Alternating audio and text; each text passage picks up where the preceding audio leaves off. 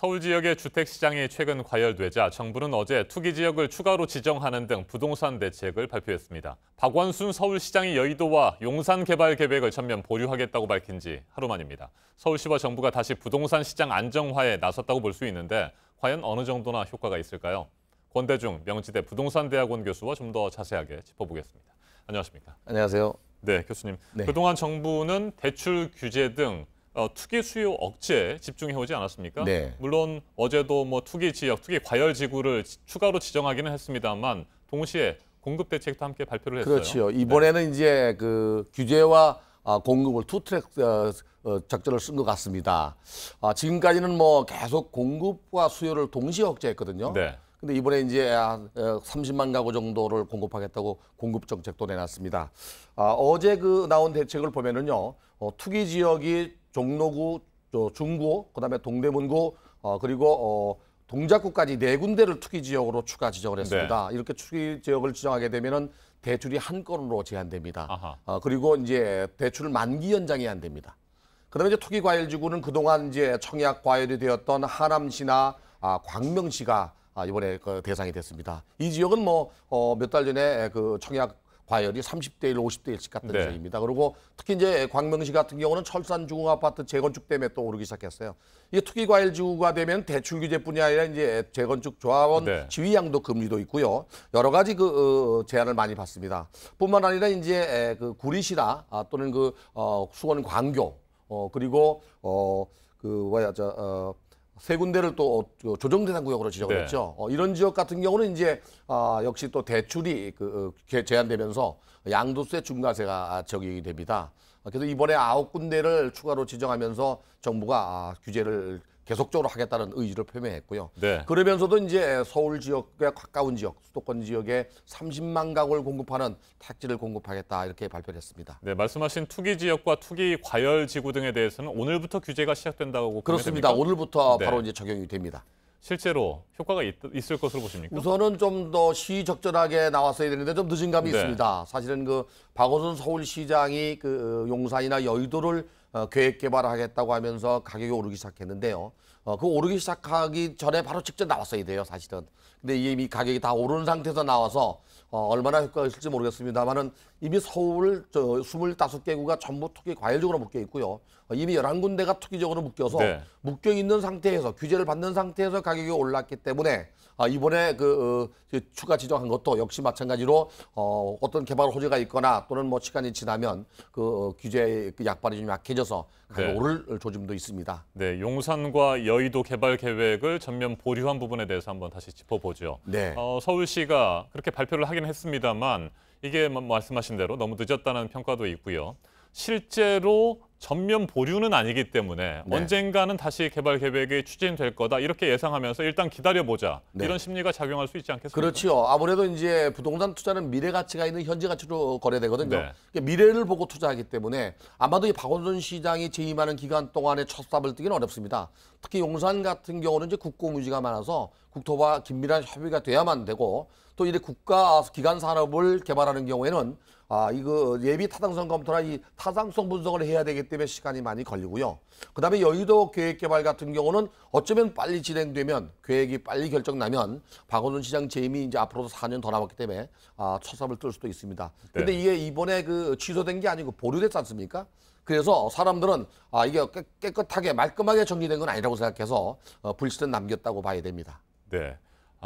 용산과 여의도 쪽에 개발이 필요한 부분도 분명히 있어 그렇죠. 보이는데 네. 교수님께서는 그렇다면 부동산 시장을 안정화하기 위해서 계속해서 개발을 또 억제하고 안 할 수는 없는 상황이고 섣불리 추진했다가 이번처럼 부동산 시장이 다시 들썩이는 문제도 있는데 어떻게 해야 된다고 보십니까? 우선 용산 같은 경우는 서울역 지하 사업이 용산까지 지하 사업이 보류되더라도 네. 용산은 2020년도에 분당선 연장선 연결됩니다. 거기다 지금 4호선 전철역이나 또는 1호선 지하철역, 그다음에 이제 GTX가 또 개통되면 거기가 또 정차역이 되기 때문에 주변 지역이 계속 개발되기 때문에 나도도 집가가 오르는 지역입니다.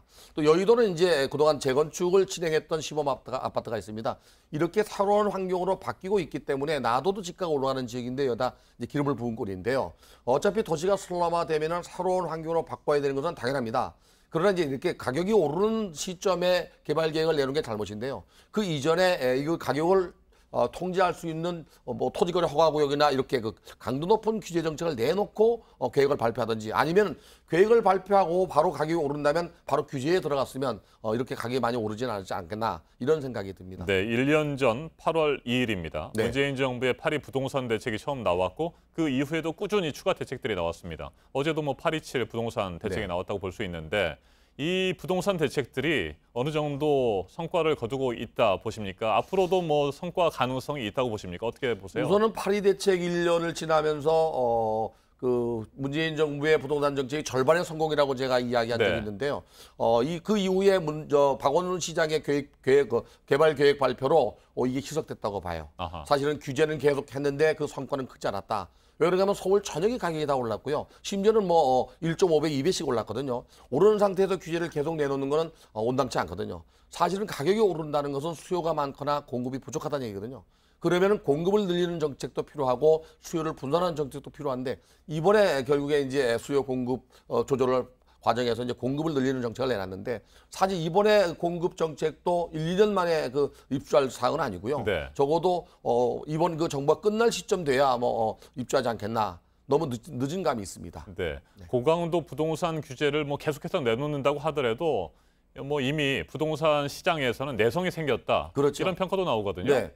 조금 전에 제가 말씀드린 대로 이제 서울 25개구가 네. 전부 투기 과열 지구인데도 불구하고 가격은 올랐거든요.